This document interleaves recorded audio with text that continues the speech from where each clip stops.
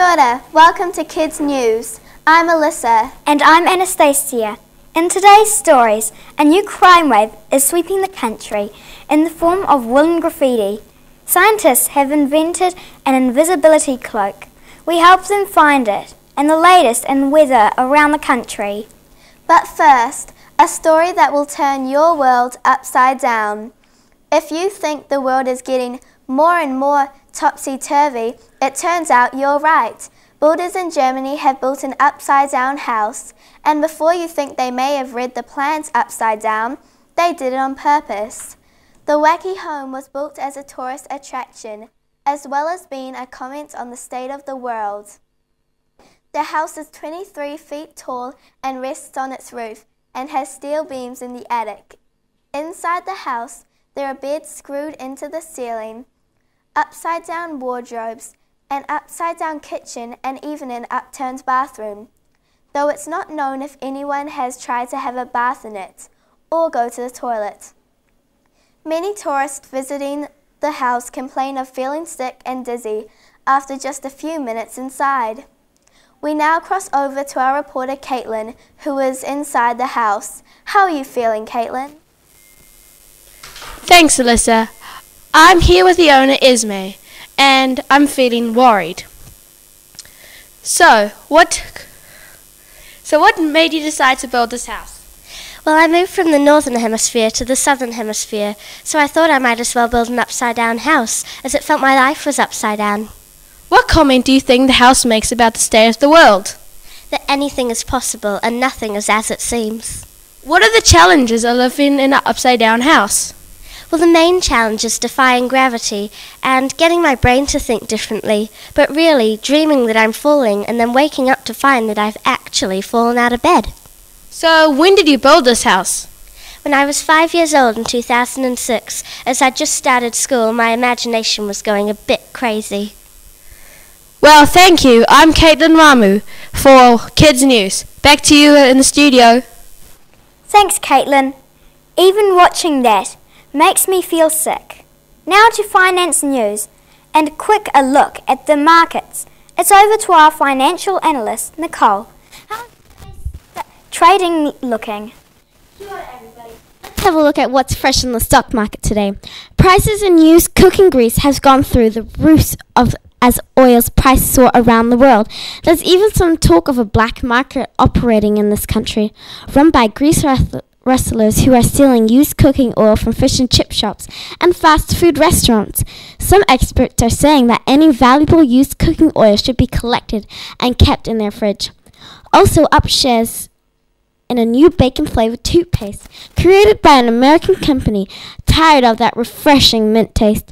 Now your breath can be pork fresh while your teeth get a dentist approved once over.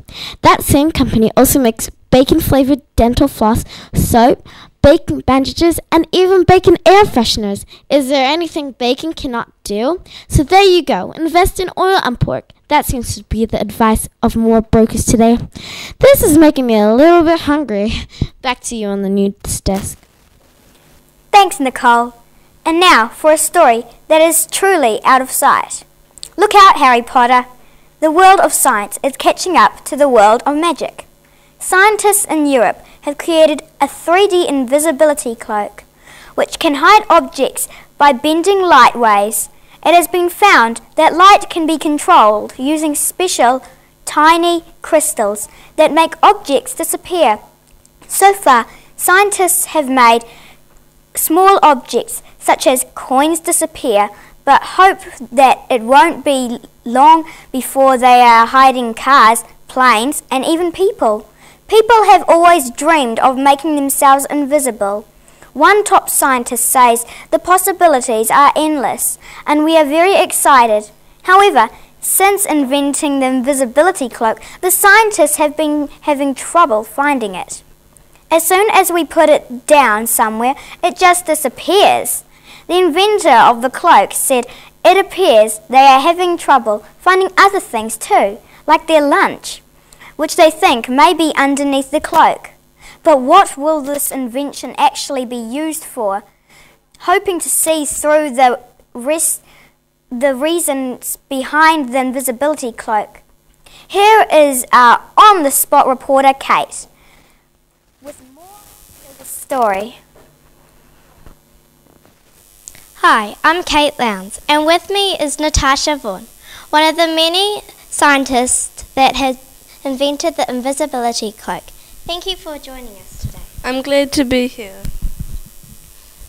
What made you want to invent the invisibility cloak? Well, I'm the sort of person who likes to play practical jokes, so... Yeah. Can you please demonstrate how you use it?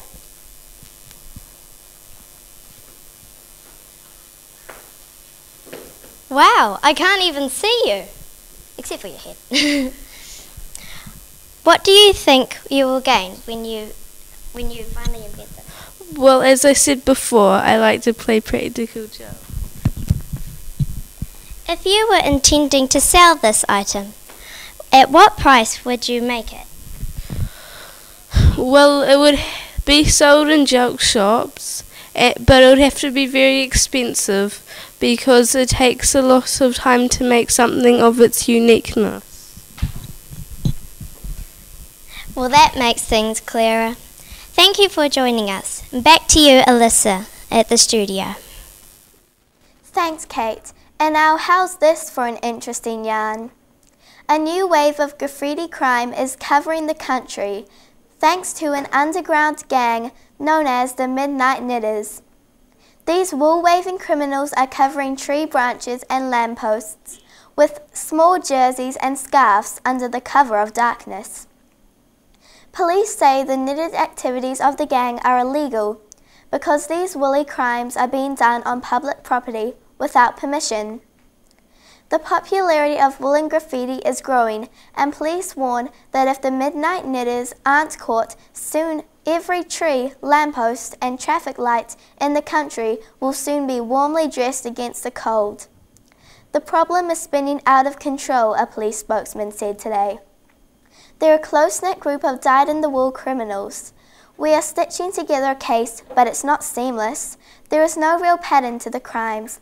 So far, the criminal knitters have escaped arrest and continue to pull the wool over the eyes of both the public and the police. We go now to a secret location with our investigative reporter Aidan, who has an exclusive interview with one of the Midnight Knitters gang. Thanks, Alyssa. I'm Aidan, and joining me in this top-secret location is a member of the Midnight Knitters gang. Hello, Jacob, and thanks for joining us. It's a pleasure. What led you into the dark underworld of knitted graffiti?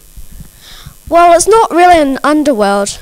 It's actually real good for some people because it will actually keep them warm, and yeah. Do you see yourself as a criminal? Why? Why not? Well, I don't see myself as a criminal. It's not inappropriate, it's appropriate. No swear words, no other bad things, and it also encourages children to start knitting.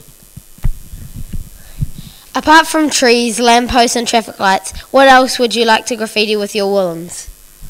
I would like to graffiti people. Why?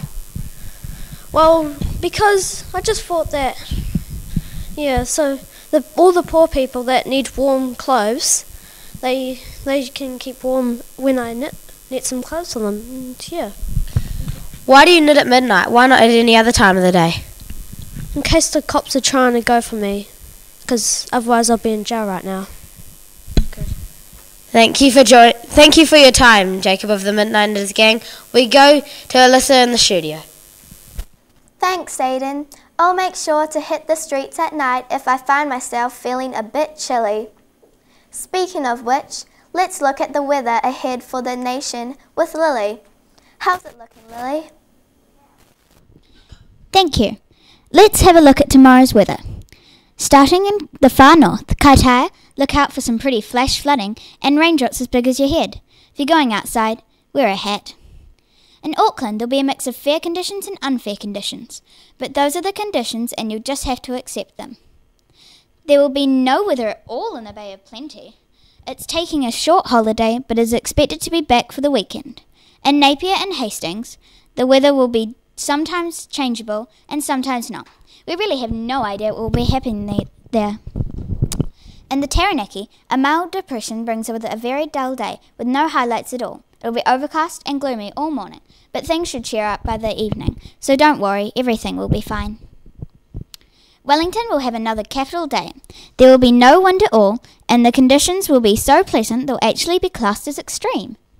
On the top of the South Island, Kaikoura can always expect a sunny, calm, beautiful conditions, except for tomorrow, when the weather will be the worst you've ever seen. A real mix for Christchurch, which will have some unreasonable rainfall, some sensible wind, some moderate thunderstorms, and some very angry snow. In the lower south, Dunedin will be unfriendly until late morning, when the sun will pop over for a visit. Everybody likes the sun. Well, that's all from me, but I'll see you all tomorrow. Back to you, Alyssa and Anastasia. Well, that's all we have time for. We hope you've enjoyed today's broadcast.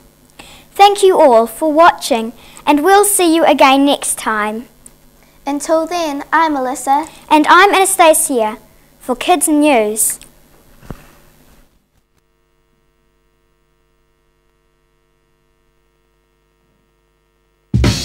Ladies and gentlemen.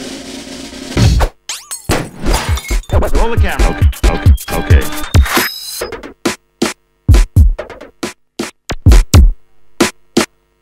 Good evening, ladies and gentlemen. Tonight we are featuring an interview with a very peculiar-looking gentleman. Scene 1, take 1.